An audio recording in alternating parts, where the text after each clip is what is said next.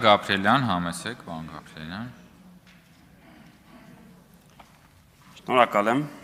հարգելի փոխնախագահներ, հարգելի գործընկերներ։ Ելույթս պայմանական փորձեմ անվանել տենց զրոների մասին, որ գոնե մի քիչ բյուջետային հանձնաժողովն է, թվերի հետ կապված, բայց մինչ այդ նաև ուզում եմ պաշտպանել ուժեղ Հայաստան խմբակցության իմ գործընկերներին, որովհետև ձեր խմբակցության պատգամավորը իմ կարծիքով վիրավորեց ձեզ, երբ ասեց, որ իր համար մեծ պատիվ էր ընտրված չլինել մեր կողմից։ Ես սպասում էի մինչև այս պահը մոտենալը թերթեցի, դեռ պարոն Վարդովյանն հրաժարական դիմում չի գրել եւ հուսով եմ չի էլ գրի, որտեվ հուսով եմ ինքը չի համաձայնվի, որ իր համար տենց կործանարար նվաստացուցիչ է եղել մեր կողմից ընտրվել եւ այնտեղ գնալը։ Եվ որ ասում եք, դե համանդրության պահանջ կա, անձերը ինչ կապ ունեն, դե ես կարող եմ ասել, բա որ անձերը կապ չունեն, ինձ ինչի դեմ չեք քվեարկել, իմս գործընկերներին դեմ եք քվեարկել։ Տրամաբանություն կա անձերի մեջ, եկեք տենց շատ դրա հետևից չգնանք։ Հիմա քանի որ ասի զրոների մասին, նաև չեմ հետևելու խորհուրդներին այստեղ իրենց տնտեսագիտության տենց ասպետներ հրճակած մարդկանց, որտեղ ես կարծում եմ, որ խորհրդանային տեղն է, որտեղ պետքա խոսենք։ Ես ասացի, որ առաջին նստաշրջանային եզակի տեղերից է, որ կարողանում ենք հարցեր տալ իրար։ Հետո չի լինել, առավելևս 10 րոպեանոց ելույթներին Երանի ենք տալու, չի լինում տենց բան, էլի։ Ու ես կխոսեմ էլի պետական պարտքից, շարունակելով պարոն Եղոյանի օրինակ, մի քիչ ավելի բարձրացնենք։ 2017 թվականին կամ 18 թվականին պատկերացրեք ձեզանից որևէ մեկը ունի մի հատ տուն ու մի հատ մեքենա։ Այդ ժամանակ են ձեր ասած Լիբանանը որ գար, գալու էր տաներ ձեր տունը եւ օրինակ ավտոյի անվադողերն էլ հետը, որովհետեւ ձեր ունեցած հնան են, որ ասում ենք հարաբերակցությունը 60%-ից ավել էր, այսինքն դուք ոչ տուն եք ունենալու, ոչ է մեքենա եք ունենալու, որ կարողանաք քշել։ Հիմա դուք ունեք 4 հատ բնակարան, 6 հատ ավտոմեքենա։ Եթե Աստված չանի այդպիսի բան լինի, բայց բոլոր մասնագետները ինձանից դեզանից լավ ասում են, որ չի սպառնում Հայաստանին եւ շատ ուրախ եմ, որ Տիկին Մանուկյանը անկեղծորեն ասում է, այո, մեզ չի սպառնում այս բանը, որտեղ բոլոր ցուցանիշներով կառավարելի է առնվազն։ Եթե բայց այդ Լիբանանը գա, հիմա տանելու է 2 տունը եւ 2 մեքենան, բայց դուք կունենաք ելի մեկը 2 մեքենա, որը չունեիք 17 թվականին եւ 2 տուն, որտեղ կարող եք ապրել։ Այս փորձեցի հնարավորինս պարզ ասել, երբ որ պարոն Շիրազ Մանուկյանը էլի բերում ասում ամեն անձի վրա դրված է 3000 թե 5000 դոլար պար, բայց այստեղի համայն հայությանը չեք ասում, բա բերեք այդ 10 միլիոնի վրա բաժանենք եւ ասենք համայն հայությունն է պարտք այդքան։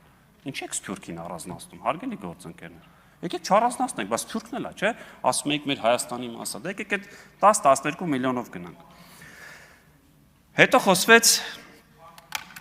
աշխատավարձերի էլի մասին։ Ես էլի եմ առաջարկանում, ժողովուրդ ջան։ Եկեք աշխատավարձերը որ գա, մեր աշխատավարձերը 0 դրամ սարքենք։ Ես ամեն ինչ կանեմ, իհարկե որ դա չլինի հիմա կասեմ ինչի, բայց եկեք 0 դրամ սարքենք։ Ու ինչպես ավականիներին է թույլատրելի, թողենք որ մենք կարողանանք բիզնես գործունեություն ծավալել։ Գիտեք ինչ կլինի դրանից հետո։ Ես ձեզ խոստանում եմ, որ առնվազն մի ամիս հետո ես կունենամ նույն մեքենան, ինչ ունի օրինակ Նարեկ Կարապետյանը, ինչ փող ունի օրինակ պարոն Ղազինյանը։ Եկեք 0 դրամ սարքեք, ասեք 0 դրամ, բայց ես թույլատրելի է բիզնես, դա այն է, ինչը դուք էլի ուզում եք հետ վերադառնա Հայաստան այդ օլիգարխապետություն։ Այո, այստեղ նստած են եղել մարդիկ, որոնք 10-20 տարի շարունակ չեն էլ նույնիսկ տեսել, թե այդ աշխատավարձի SMS-ը եկել է, թե չի եկել, որտեղ իրանք դրա վրա թքած են ունեցել։ Շատերին գիտեն, որ օգնականներին են տվել, օգնականներն են ստացել։ Այստեղ մի օգնական կա, որ հարցնեք կասի։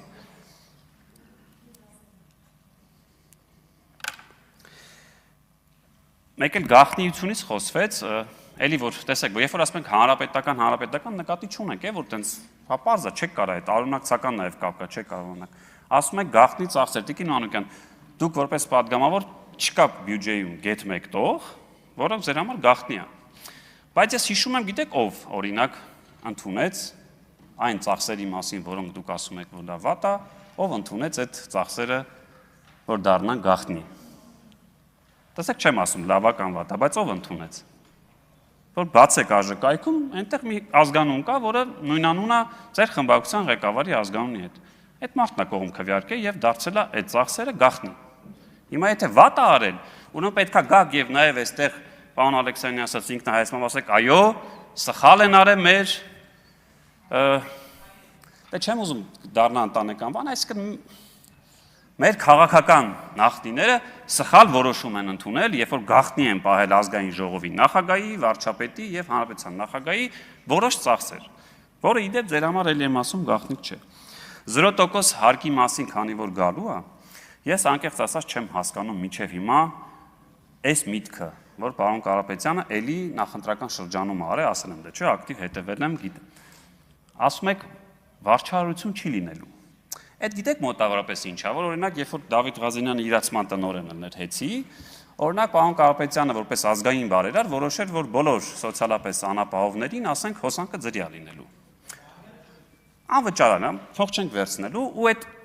բնակարաններում հաշվիչ դրած չլիներ։ Ո՞նց էիք բարձելու, ես ինչքան եմ ծախսում կամ անապահով եմ կամ չէ։ Ոնց կարա հարկային վարչարություն չլինի ու դուք բարձեք ես փոքր բիզնես եմ թե միջին, այդ ոնց է տենց լինելու։ Խնդրում եկեք բացատրեք, ոնց կարա այդպես հնարավոր լինի։ Այսինքն ու դնում եք 114 միլիոնի շեմ։ Այս մասին էլի առանձին բյուջեի ժամանակ եմ խոսելու երկար մի քիչ այնտեղն։ Ոնց կարա օրական 400,000 դրամ շրջանառություն ունեցող մարդը 0% հարկ տակ եւ դուք որևէ կերպ չգնաք ստուգեք ինքը 400,000 անում թե 200,000 անում։ Ոնց կարա վարչարություն, ասում եմ, այդ նույնն է, ոնց որ հաշվիչները հանենք բնականից ու ասենք միջև 1000 կիլովատ սպառումը անվճար է։ Ոնց եք բարձել որ միջև 1000 կիլովատ է։ Եվ ես ավելի ուրիշ առաջարկ ունեմ։ Հա, այս 0 դրամի մասով մի հատ էլ բան ասեմ, նոր անդառնամ։ Այստեղ շատ է խոսում արդյունավետության մասին, էլի առաջարկ անեմ։ Որ պահին, օրինակ, արդեն 16-րդ նիստն է, Ղազարյանը դգարներ ասում։ Որ պահին գաք ասեք ինչ բանաձևով ենք հաշվում, այստեղ հələ որ ձեզանից ամենաշատը պիտի որ պարոն Վարդևանյանը աշխատավարձ ստանա։ Որ պահին ասեք որ մեթոդով ենք հաշվելու 16 օրվա ընթացքում հայ ժողովրդին պարոն Արամ Վարդևանյանը իր այնտեղ նստելով ինչ օգուտ է տվել, ես ձեզ խոստանում եմ այդ ալգորիթմը վերցնենք դնենք եւ մեր գործողումներն եք հաշվենք ինչ օգուտ է տվել։ Երբեմն չի լինում այդպես։ Հա, պարոն Մխիթարյան ժպտում եք, լավ է որ գալիս եք ուզում եք լիգբեզ անել մեզ, բայց պարոն Վարդևանյան ձեզ կհուշի, որ կառավարության որոշումները երբեք ազգային ժողով չեն գալիս։ Կառավարության որոշումները հենց որոշումներն, այսինքն տոնով որ մեզ ուզում եք դաստակ նորմալ է, ցանկություն է, բայց կառավարության որոշումները չեն գալիս այստեղ։ Մենք էլ երբևէ կառավարության որոշումները ընդունող մարմին չենք եղել, որովհետև մենք օրենքներ ընդունող մարմին ենք։ Ու այդ 0% հարկի ֆոնին ես առաջարկում եմ հարգելի փոքր եւ միջին բիզնեսի ներկայացուցիչներ։ Ես կարծում եմ, որ եթե օրինակ հեծի գրասենյակը տեղակայված էր մոլում եւ դա պատճառաբանվում էր, որ այնտեղ շատ մարդիկ են մտնում,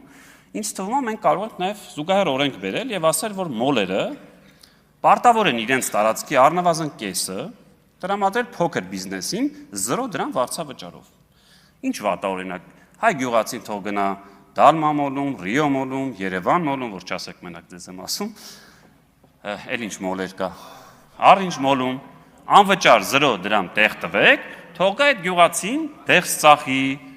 լոլիկ ծախի, հոմպլեքս, բերեք, դրեք եւ օրինակ կամ փոքր եւ միջին այլ արդեն արտադրականները Դալմա մոլում տեղ ունենան, էլի։ Եղել է այս 10 տարվա մեջ մեկին անվճար տեղ տակ, էլի։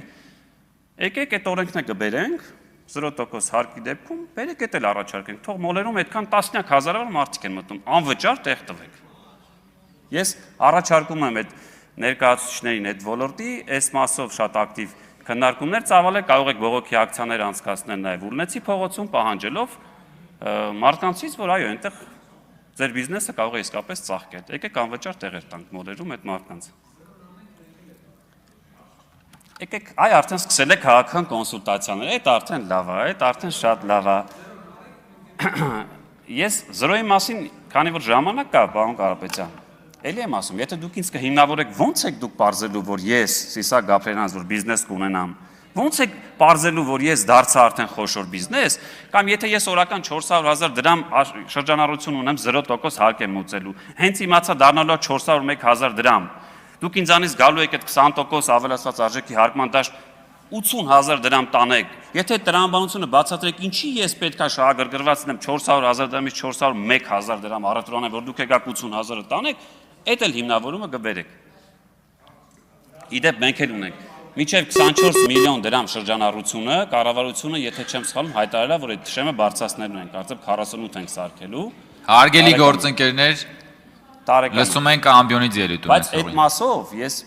էլի դրա մասնակետը չեմ, մի օր օրինակ մի հատ փոքր արտադրություն են բերելու կամ արտադրանքն են բերելու, ու մենք տեսնելու ենք, թե այդ արտադրանքի մեջ ինքնարժեքը ինչքան է անում այդ, որ դուք 10 եք ասում, բայց իրականում 10 չի, այլ մոտ 2-2.5 է, որտեղ եթե ինքնարժեքից հանենք այդ ծախսերը, նախընտրական շրջանում դուք մտել եք մի կրպակից հացաբուրգերից գուլկի եք առնում։ Այդտեղ այդ ինքնարժեքը որ 100 դրամ տվեցիք, ինքը ոչ թե 100 դրամի 10%-ն է վճարում, այլ հանում է այդ 80 դրամ այդ ալուրի փողը, տեղի փողը, մնում է տակը 20 դրամ, այդ 20 դրամը 10%-ն ժամանակը ավարտվել է։ Ես դա էլ կհիմնավորեմ։ Շնորհակալ եմ, մի քանի զրոյեր մնաց, բայց դա էլ հաջորդ Շնորհակալություն։ Ռուզաննա Երեմյան։